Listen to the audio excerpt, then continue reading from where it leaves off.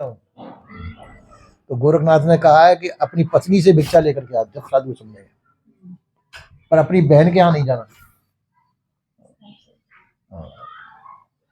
बहन के पास नहीं जाना, माँ से भिक्षा लेकर के आओ।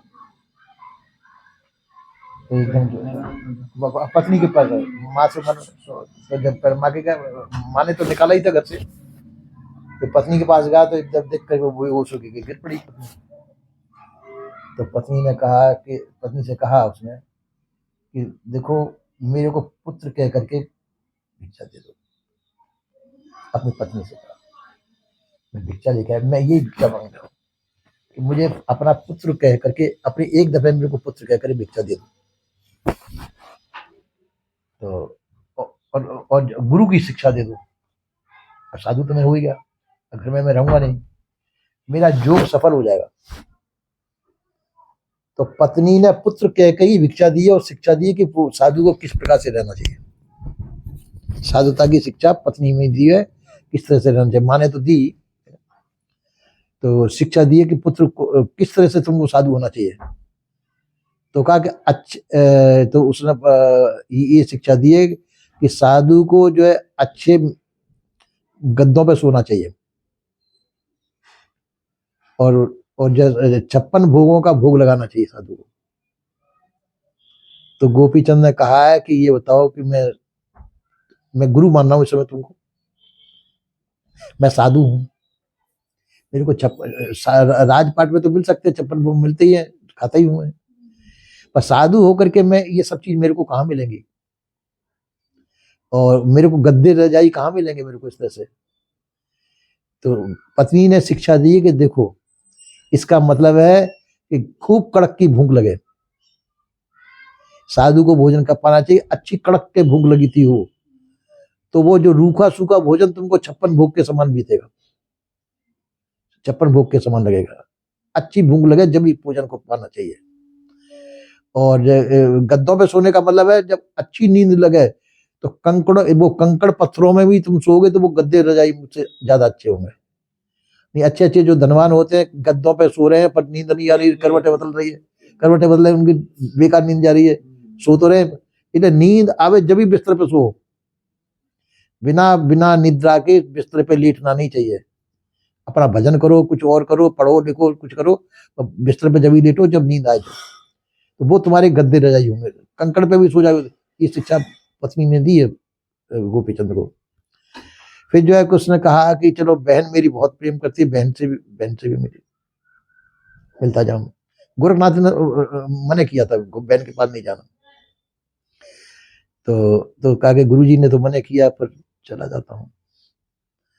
तो बहन के पास गया है, तो बहन के पास गया है तो जो बहन जो है उसने पहले तो उसने माना ही नहीं कि मेरा मेरा भाई साधु हो ही नहीं सकता है, तो कोई ढोंगी साधु है।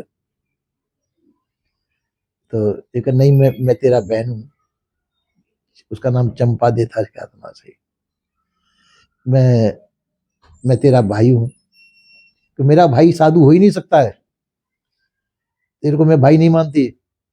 तो, तो फिर कहा कि अच्छा ठहर, तो उसको माँ व्यवस्था करके गई है, और फिर वो अपने माँ गई है अपने मायके में पता लगाने के लिए।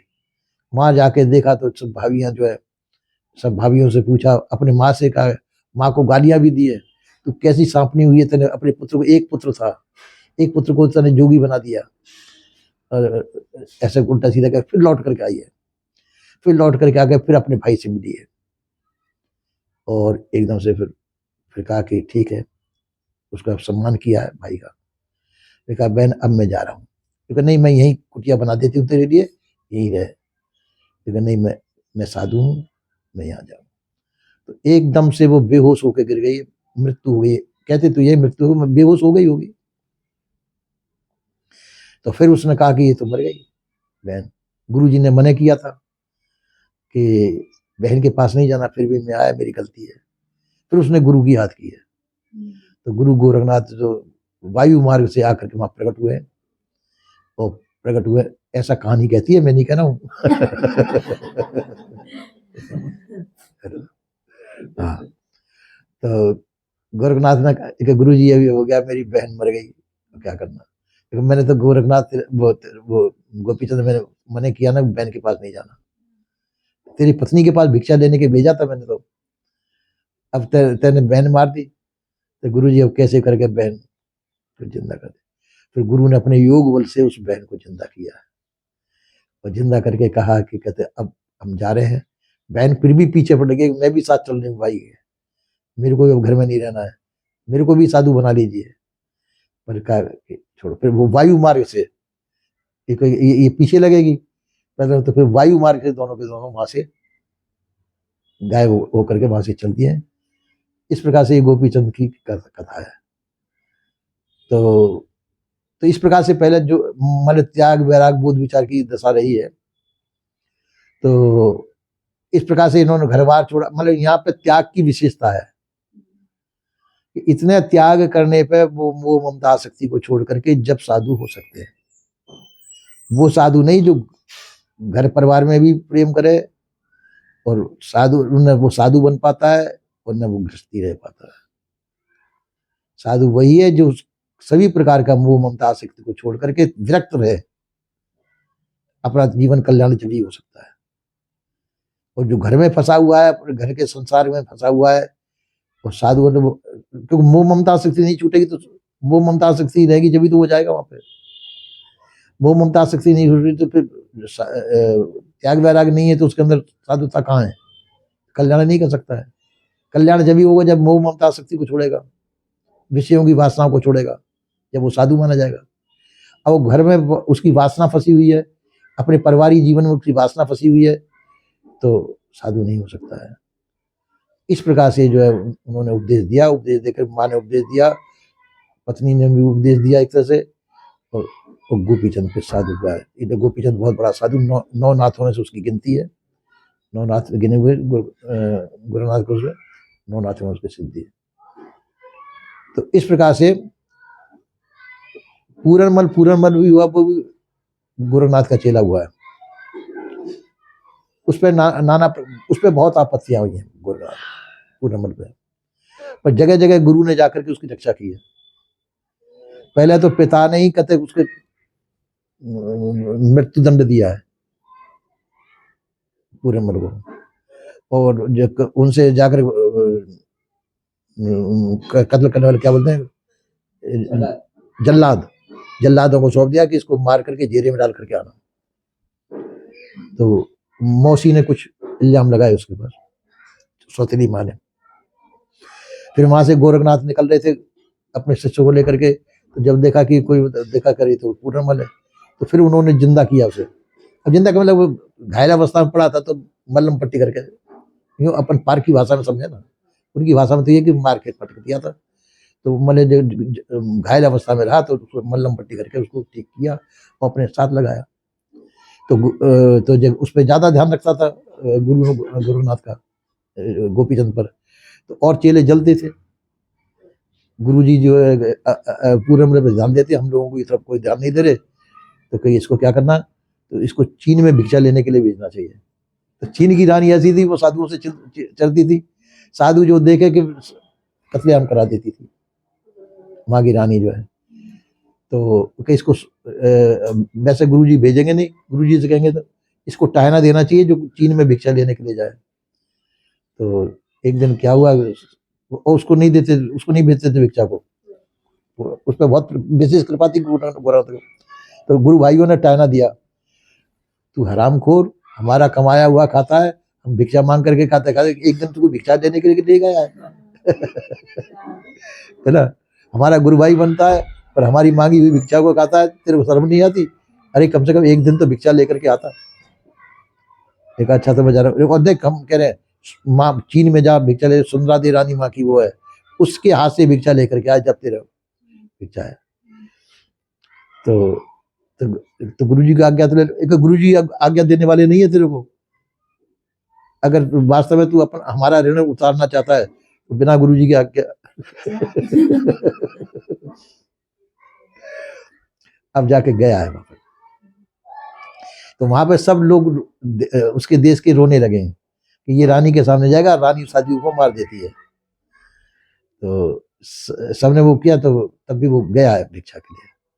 रानी के सामने गया तो रानी ने कहा कि एक हाथ में तलवार ली, एक हाथ में भिक्षा ली।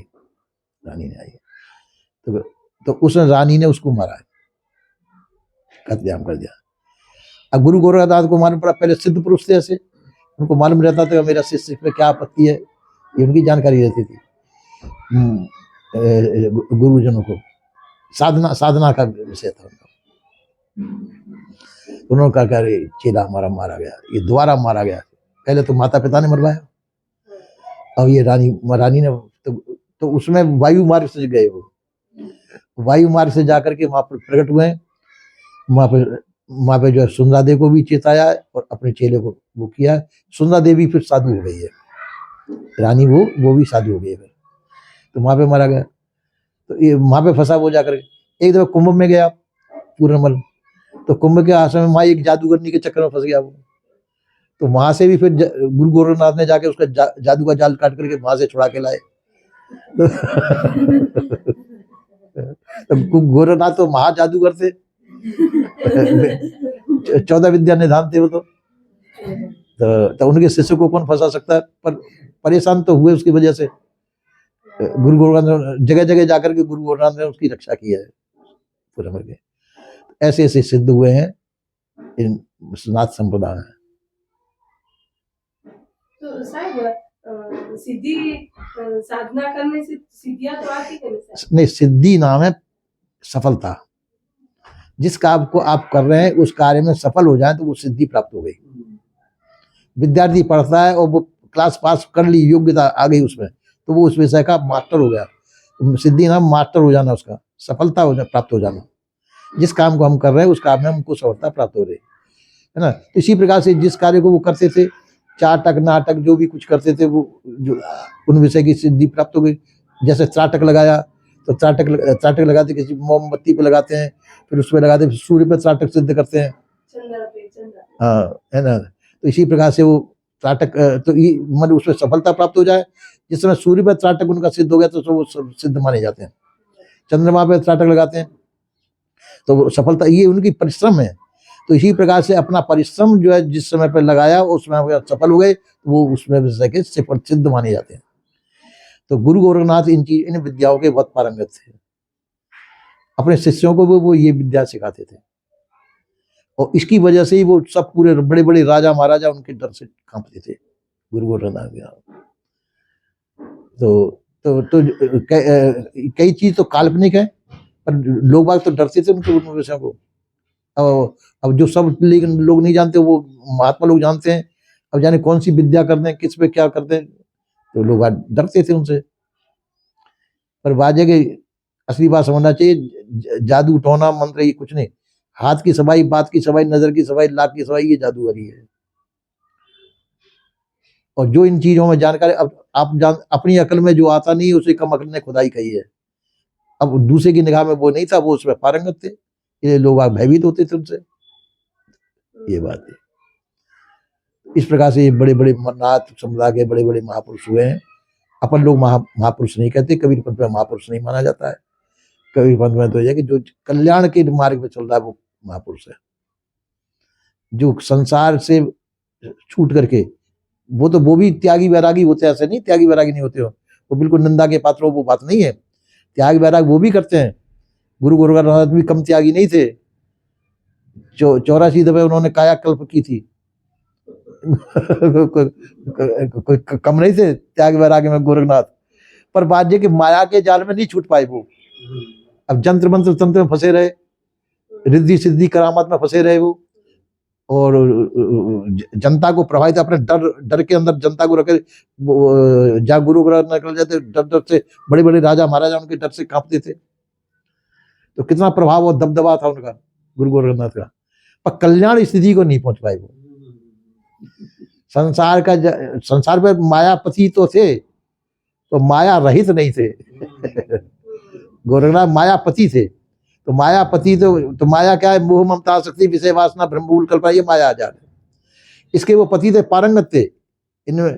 पर बात कि इनके मोह जाल से छूटे हुए नहीं थे। तो रिद्धि सिद्धि करामात आदि नाटक चाटक आदि दिखा करके जनता को प्रभावित करते थे।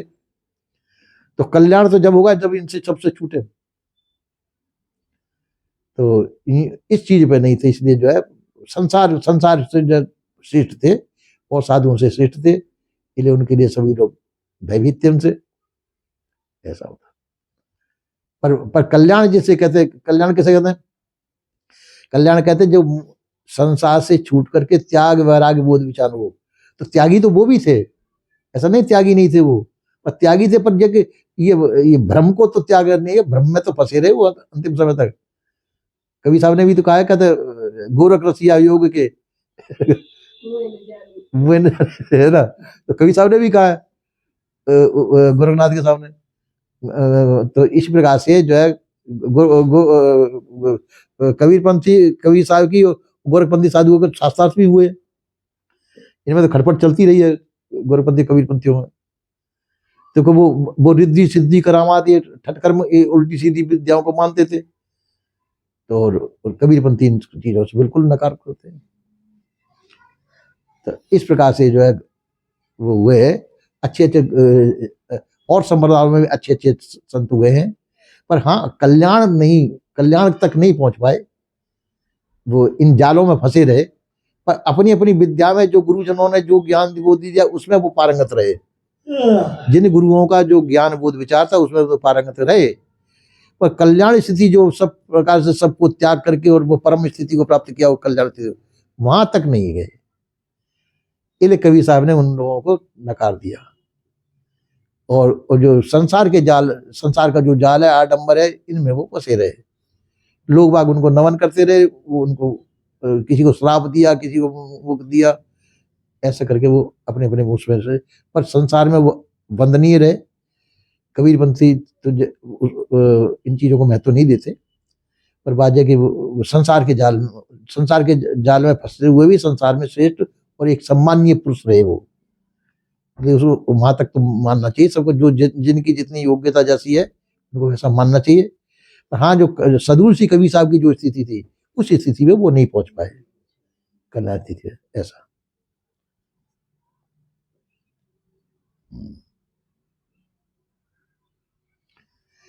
समझ में आए बेटी?